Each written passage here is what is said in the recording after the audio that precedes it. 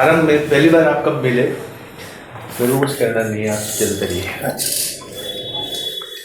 भारतीय मजदूर संघ में मेरा आगमन 1984 में हुआ और 1984 में भारतीय मजदूर संघ का एक अभ्यास वर्ग ये इंदौर में लगा था, स्टेडियम में। 84 में ही? 84 के अक्टूबर में। प्रचारक कब से थे आप? मैं 83 में, मैं प्रारंभ में ही मजदूर संघ में प्रकाश से आ गया था। 84 के अक्टूबर में वहाँ के जो स्टेडियम है, उस स्टेडियम में भारतीय मजदूर संघ का एक अभ्यास वर्ग लगा था। सारे देश भर से कार्यकर्ता उस अभ्यास वर्ग के लिए आए थे। उस अभ्यास वर्ग की दो विशेषताएं हुई। एक विशेषता तो ये हुई कि दत्तोपंत जी ने एक सत्र में रोल कॉल ऑफ ऑनर ऐसा कहकर एक सत्र को लिया। अच्छा। और उस सत्र में उन्होंने एक भी बात नहीं कही अपनी ओर से। केवल जो कार्यकर्ता 1955 से लेकर और तब तक 84 तक चले गए, संघर्षों के कारण से काम करते करते, उनको केवल याद करना। वाह। ऐसे पुराने लोगों को हड़ताल के दौरान, आंदोलन के दौरान जो शहीद हो गए, उन शहीदों को याद करना। तो ये सत्र लगभग 1.25 घंटा तक चलता रहा। कार्यकर्ताओं के नाम पूरे नहीं हुए। अच्छा। तो ये अपने आप में एक वो हमारे लिए भी एक नया अनुभव था और देश के लिए भी एक नया अनुभव था, रोल कॉल ऑफ ऑनर। दूसरा, फिर उसी समय दुर्भाग्य से देश के प्रधानमंत्री श्रीमती इंदिरा गांधी की अक्टूबर 1984 में जो हत्या हुई 31 अक्टूबर को, तो मुझे ध्यान आ रहा है कि वो हमारे वर्ग का दूसरा या तीसरा दिन था। तो उस समय प्रशासन ने वर्ग को बंद करने के लिए कहा कि ओपन कोई कार्रवाई खुले में नहीं हो सकती, क्योंकि पेंडोल वेंडोल सब बनाया गया था वर्ग के लिए। इसलिए नहीं हो सकती क्योंकि सिखों पर जो झगड़ा झंझट देश भर में खड़ी हुई थी, तो यहाँ भी कोई घटना दुर्घटना हो सकती है। इसलिए प्रशासन ने वो खुले में कार्यक्रम को बंद करवा दिया। माननीय दत्तोपंत जी ने बहुत कुशलता से उसको संभालते हुए, और स्टेडियम में जितने भी जगह उपलब्ध थी, अंदर मैदान में एक रणजी ट्रॉफी का मैच चल रहा था। अच्छा। उस मैच को डिस्टर्ब ना करते हुए उसकी जो भी अकोमोडेशन थी, जो भी रहने की जगह थी, उनमें वो सफलतापूर्वक अभ्यास वर्ग संपन्न करवाया और सभी कार्यकर्ताओं को सुरक्षित अपने अपने घर तक पहुंचाया। इस वर्ग में पंजाब के, जम्मू कश्मीर के कुछ बहुत प्रमुख 3-4 सिख कार्यकर्ता आए थे। तो उनको सफलतापूर्वक उनके घर तक पहुंचाना, जबकि सारे रास्ते पर खतरा था, उस खतरे को भांपते हुए, खतरे को देखते हुए, तो बाई एयर उनको दिल्ली लाया गया और उनके घर तक उनको सुरक्षित पहुंचाना दत्तोपंत जी का एक बहुत बड़ा माने संगठन कौशल का एक उदाहरण था कि कैसे सफलतापूर्वक वो कार्यकर्ता को सुरक्षित घर तक पहुंचाते हैं। ये अपने आप में एक बहुत बड़ी, इसको कहना चाहिए, घटना थी। ऐसे ही एक घटना, अनेक सारे उनके जीवन के प्रसंग बीते हैं। एक संघ शिक्षा वर्ग में वो आए थे कुरुक्षेत्र। द्वितीय वर्ष का और प्रथम वर्ष का संघ शिक्षा वर्ग इकट्ठा लगा था। उनका कार्यक्रम द्वितीय वर्ष के लिए बना था। तो प्रथम वर्ष के विद्यार्थियों को भी इसका लाभ हो जाए, इसलिए रात्रि कार्यक्रम में उनका कार्यक्रम रखा गया। तो विद्यार्थी थोड़ा स्वाभाविक रूप से परेशान थे कि भाई अधिक समय लगेगा आज, किंतु उन्होंने अपना वो कार्यक्रम 8 मिनटों में पूरा संदेश देते हुए समाप्त किया, जिसमें सिंहगढ़ की घटना और एक और घटना का चर्चा करते हुए उन्होंने कहा कि हम खुद अपने नाव जलाकर आए हैं, खुद अपने रस्से काट कर आए हैं, इसलिए सिवाय आगे बढ़ने के और कोई विकल्प नहीं। एक और संघ शिक्षा वर्ग में कार्यकर्ता ने उनसे एक सवाल पूछा कि संघ जैसा चाहता है, जैसा डॉक्टर जी का सपना था, संघ का सपना है, वैसा अगर राष्ट्र का निर्माण हुआ तो क्या फिर भी शाखा लगानी पड़ेगी क्या? अच्छा। ऐसा एक सवाल दत्तोपंत जी से पूछा था। तो उन्होंने पहले तो मजाक में कहा कि वैसा हिंदू राष्ट्र कभी बनेगा नहीं, क्योंकि वो दिखता नहीं। फिर गंभीर होकर कहा कि शाखा लगानी ही पड़ेगी, उसका कोई विकल्प नहीं है, क्योंकि पहले अपने को अपने सपनों का भारत बनाने के लिए शाखा लगानी है, फिर बनाए रखने के लिए शाखा लगानी है। अच्छा। इसलिए शाखा का कोई ना विकल्प है, ना शाखा से कोई किसी को छूट है। इसलिए हमने जो आज जन्म का संकल्प लिया है वो करना ही पड़ेगा, दूसरा कोई रास्ता नहीं। यानी ये जो एक मन में रहता है कि शायद कभी शाखा से छुट्टी मिल जाए, दत्तोपंत जी ने स्पष्ट किया कि वो कभी भी होने वाला नहीं है। ये उनका एक बड़ा स्पष्ट और सोच और चिंतन ये चलता था।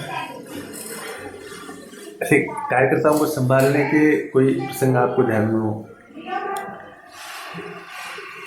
कार्यकर्ताओं को संभालने की दृष्टि से मुझे एक बड़ा प्रसंग ध्यान में आता है उनका।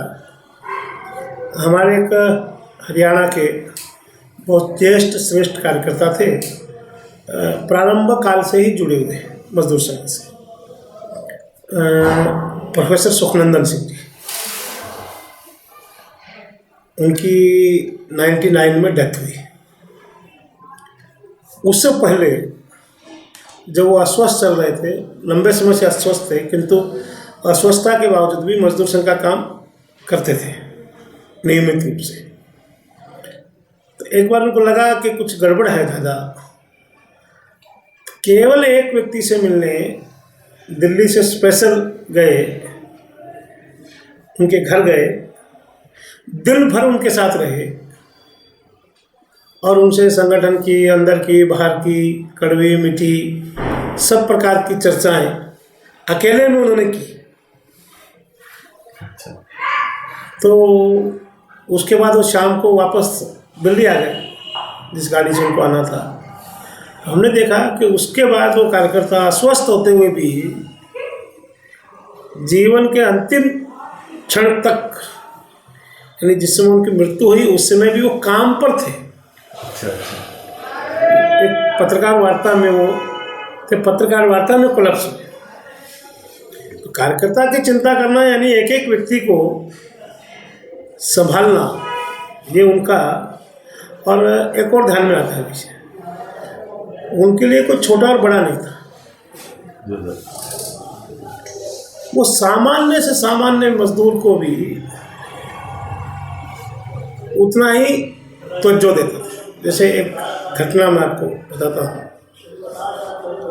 वो एक बार प्रवास में ग्वालियर गए, नहीं भोपाल गए।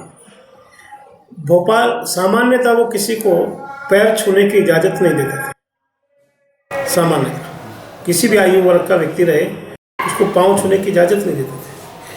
किंतु वहाँ एक बाबूराम पहलवान करके एक व्यक्ति ने, बड़ी आयु के व्यक्ति ने आकर उनके पाँव छुए, तो उन्होंने उनको मना नहीं किया पाँव छूने। सबको बड़ा आश्चर्य लगा, ये तो किसी को, बच्चे को भी पाँव नहीं छूने देते, ये इनको कैसे पाँव छुआ रहे हैं। तो उन्होंने कहा कि आप सब कार्यकर्ता इस कार्यकर्ता को जानते नहीं, मैं इसके बारे में आपको बताता हूँ। ये वो व्यक्ति है जो दिन में 3 बार खाने में विश्वास करता है। अच्छा। जमकर खाने में विश्वास करता है।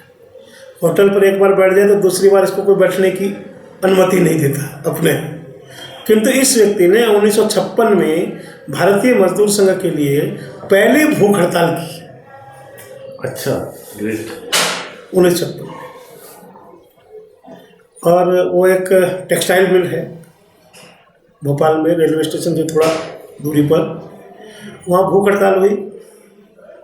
उस मिल के उस समय के जो अधिकारी थे वो कैप्टन सहगल नाम के एक सज्जन थे, तो मुझे ने बताया किस्सा। कैप्टन सहगल से इनकी जो वार्ता हुई, तो इन्होंने जितने भी मुद्दे रखे थे मजदूरों के, सब उसको स्वीकार कर लिए, किंतु उनका एक तकिया कलाम था कैप्टन सहगल का कि इसके बाद ये करेगा तो मैं गोली मार दूंगा। और जब सब मांग लगभग उसने मान ली, तब तो बंदी ने कहा कि एक मांग मुझे और आपसे मेरी है।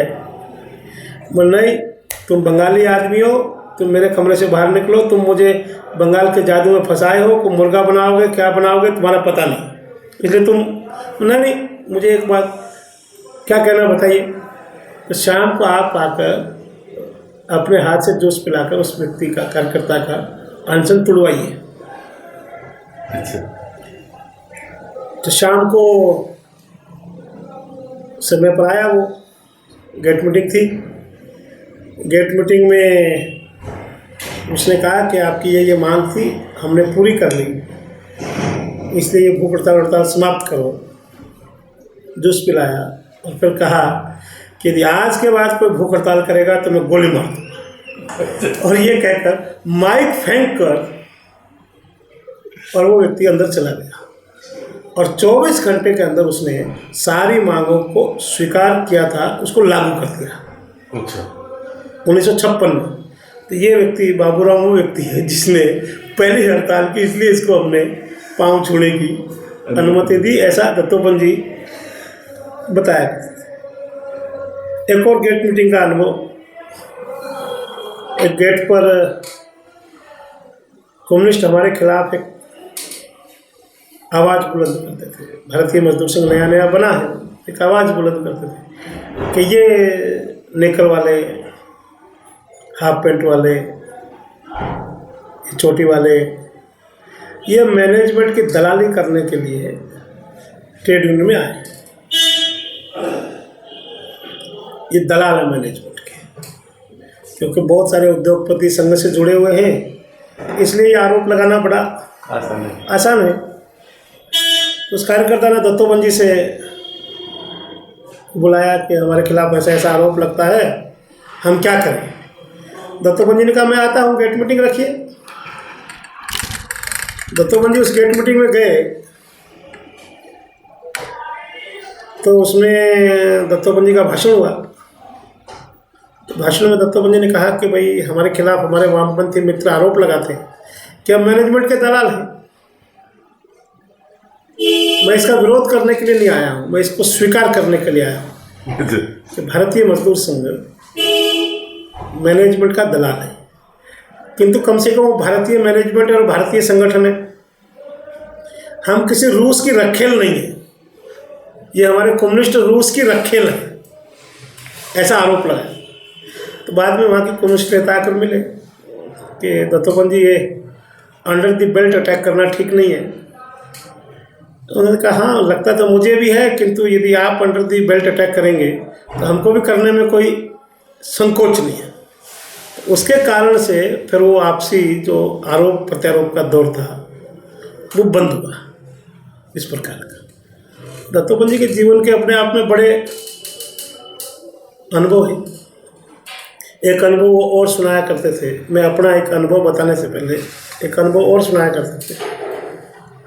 द्वारका प्रसाद मिश्र मध्य भारत के मुख्यमंत्री होते थे, उनके निवास पर उनका आना जाना था। एक दिन चर्चा में उन्होंने चर्चा निकली कि किसी कार्यकर्ता ने, कांग्रेस के कार्यकर्ता ने द्वारका प्रसाद मिश्र के खिलाफ कुछ अनाप शनाप बोला है। तो उन्होंने बताया कि द्वारका प्रसाद मिश्र का कहना था कि उस व्यक्ति का ठीक से विश्लेषण करो और विश्लेषण करने के बाद उस व्यक्ति को 2 गुना 3 गुना जिम्मेदारी दो। ये रास्ता लंबा हो सकता है, किंतु व्यक्ति स्वयं समाप्त हो जाएगा और आपके संबंध भी बने रहेंगे। तो इसको कहते थे द्राविड़ी प्रणाम। द्राविड़ी प्रणाम करना ये अपने आप में एक बड़ी बात थी। इस प्रकार का एक वो उदाहरण बताया करते थे। दत्तोपंत जी का अम्बाला बहुत बार आना हुआ मेरे कार्यक्रम में। अगर मैं ये कहूँ कि औसतन साल में एक बार वो आते ही थे, अरे वाह। औसतन किसी न किसी कार्यक्रम के निमित्त, अधिवेशन, अभ्यास वर्ग, हम भी कोई कोई रचना करते थे तो किसी न किसी रचना में वो आते ही थे। तो ऐसे ही एक पानीपत के एक अभ्यास वर्ग में आए थे, तो उस अभ्यास वर्ग में उन्होंने एक बात कही 2001 में। उन्होंने एक बात कही कि हम भारतीय मजदूर संघ के कार्यकर्ता को संघ कार्यालय बार बार जाना चाहिए। अच्छा। और वहाँ के अधिकारियों को अपनी बात कहनी चाहिए। ये हो सकता है कि वो आपकी बात सुनने में रुचि ना रखते हैं, क्योंकि आपकी बात खुश्क होती है, इसलिए रुचि ना रखते हैं, तो भी बार बार जाकर संघ के अधिकारियों को अपनी बात कहनी चाहिए। ये शायद उन्होंने एक शब्द बोला, वन साइडेड अफेयर, ऐसा भी चल सकता है। अच्छा। क्योंकि अधिकारियों की रुचि भाजपा में और बाकी सब में अधिक रहती है, वहाँ चटपटा मामला रहता है, आप में नहीं रहेगी, तो भी अपनी बात बार बार जा कर के कहनी ही चाहिए। तो बाद में जब विषय पूरा हो गया तो बाद में दत्तोपंत जी ने हमसे पूछा कि भाई इस सत्र में कोई संघ के अधिकारी बैठे थे क्या? मैंने कहा हाँ, हमारे प्रांत प्रचारक बैठे थे सामने। मतलब तब तो ठीक हो गया, हमने उन्हीं को सुनाने के लिए ये बात, यानी वो किसी भी स्तर तक जाकर संगठन को संभालने के लिए सब प्रकार की चिंता वो करते थे, सब प्रकार। और एक एक कार्यकर्ता और एक एक काम, हमारे यहाँ मुझे ध्यान है असंगठित क्षेत्र के अखिल भारतीय बैठक हुई थी, उसके निमित्त वो आए थे। तो थोड़ा सा समय की सेटिंग के अभाव में उनके लिए जो उनके निवास पर जाने के लिए जो कार निर्धारित थी, हमने जिस ढंग से उस कार का समय तय किया था, उसके बजाय वो मामला थोड़ा हमारा गड़बड़ाया भी इसलिए कि उन्होंने कहा कि पहले तय था कि भोजन के बाद जाएंगे, तो उन्होंने कहा कि नहीं, मैं भोजन नहीं करूँगा और मुझे विश्राम के लिए जाना है। अब तुरंत कार बुलाओ तो भी आखिर आने में समय लगता है। तो उन्होंने कहा कि आप कार के चक्कर में क्यों पड़े, ऑटो बुलाई। और ऑटो से बैठ कर के वो अपने निवास तक गए, जो लगभग बैठक स्थान और निवास में लगभग 2 किलोमीटर का अंतर था। 2-2.5 किलोमीटर भी वो ऑटो से आराम से गए। शायद बहुत उन्होंने हमको कहा कि ये कार बहुत बेकार होती है, कार के चक्कर में नहीं पड़ना चाहिए। अपन मजदूर क्षेत्र में काम करते हैं, मजदूर जैसा रहता है वैसा ही रहना चाहिए। ये अपने आप में एक बड़ी बात उन्होंने कही। तो ऐसे अनेक सारे उनके जीवन के प्रसंग हैं जो हमारे भी अनुभव में आए। बहुत बार सहज कार्यकर्ताओं से चर्चा करना, छोटे से छोटे मजदूर से भी, और सुनने की क्षमता उनकी बड़ी गजब की थी। बहुत तसल्ली से वो सुनते थे। छोटे से छोटा मजदूर भी अगर कोई बात कह रहा है करके, तो उसको भी उतने ही श्रद्धा से सुनना जैसे किसी बड़े विद्वान की बात सुनी जाती है। क्योंकि उनका ये कहना रहता था कि वो जो विद्वान आदमी है वो केवल पोथी पढ़कर विद्वान है, ये जो छोटा आदमी है ये अपने अनुभव के आधार पर विद्वान है। कहते एक पोथी पढ़ने वाला विद्वान होता है, एक अनुभव के आधार पर विद्वान होता है, और ये जो अनुभवी विद्वान है ये उससे कई गुना अच्छा होता है, व्यवहारिक होता है। तो छोटे से छोटे मजदूर से भी हमको तो उनका बहुत ही स्नेह मिला। अनेक बार बुलाते थे, अनेक बार छोटी छोटी बातें करते रहते थे, बहुत स्नेह उनका हमको मिलता था। जैसे अनेक प्रसंग। कोई कार्यकर्ताओं में मन मुटाव है, ऐसी स्थिति में कैसे निपटते थे? क्या है कि यूनिस तो बड़ा संगठन है, तो छोटे छोटे नहीं, इसके बारे में मेरा को बहुत अनुभव इसलिए नहीं है कि हम भी बहुत बड़े कद के नहीं थे, आज भी नहीं है। और वो क्या कैसे कैसे निपटते थे क्या, उसके बारे में हमारा तो बहुत। हाँ, एक दूसरा अनुभव मैं आपको जरूर बताता हूँ।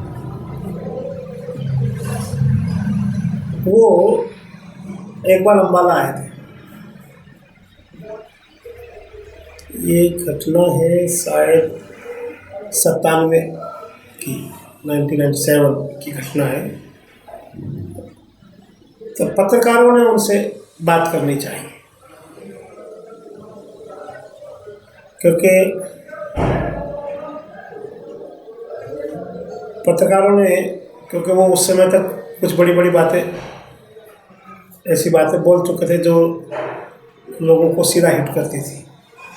जैसे एक शब्द बोला उन्होंने उस समय के वित्त मंत्री के बारे में कि नहीं, इससे पहले की घटना, एमनेशिया का पेशेंट है, ऐसा एक शब्द बोला, पेशेंट ऑफ एमनेशिया। तो वो अम्बाला आए थे, तो पत्रकारों ने उनको बोला कि भाई हमको आपसे बात करनी है। तो उन्होंने कहा कि मुझे कोई बात आपसे नहीं करनी है, क्योंकि मैं पत्रकारों से वार्ता नहीं करता। उन्होंने कहा कि नहीं, आप जो कहना चाहते हैं हम लाखों लोगों तक आपकी बात पहुंचाते हैं। तो उन्होंने कहा कि मुझे अपनी बात लाखों लोगों तक पहुंचानी नहीं है। नहीं, आपका इतना बड़ा संगठन है, आखिर आप ऐसे कैसे। तो उन्होंने कहा कि नहीं, मुझे अपनी बात मैन टू मैन कॉन्टैक्ट के आधार पर ही, कार्यकर्ताओं से व्यक्तिगत संपर्क संवाद के आधार पर ही अपने कार्यकर्ताओं से बात करनी है। मीडिया जगत के माध्यम से कोई बातचीत मुझे अपने कार्यकर्ताओं से नहीं करनी है। यानी इतने बड़े व्यक्ति होने के बाद भी, जहां मीडिया को लोग, छोटे छोटे नेता भी बुला करके बात करते हैं, वहाँ वो कहा करते थे कि मुझे मीडिया से बात नहीं करनी, क्योंकि मैं अपने कार्यकर्ता से। तो उन्होंने कहा कि आप लाखों लोगों तक जाने में आपको कितना समय लगेगा। उसने कहा हम जानते हैं इस बात को,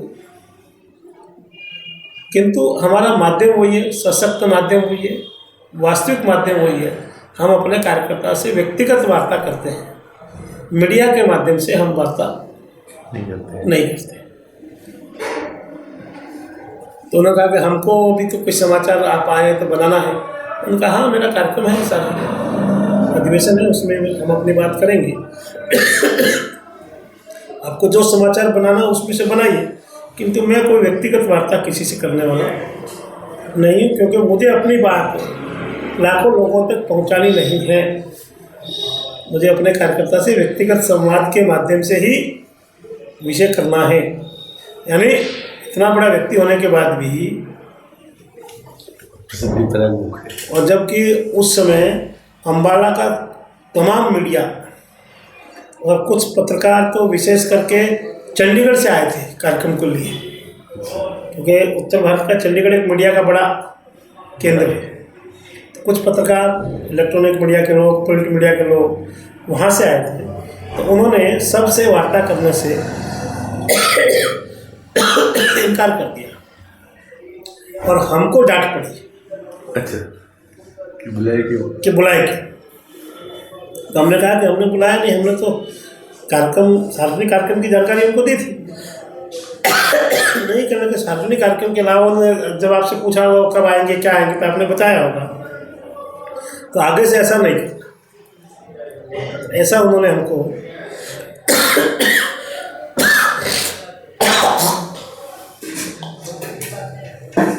यानी हमको उस बारे में एक डांट भी उनकी मीठी खानी पड़ी, पत्रकारों को भी डांट खानी पड़ी। ये उनका एक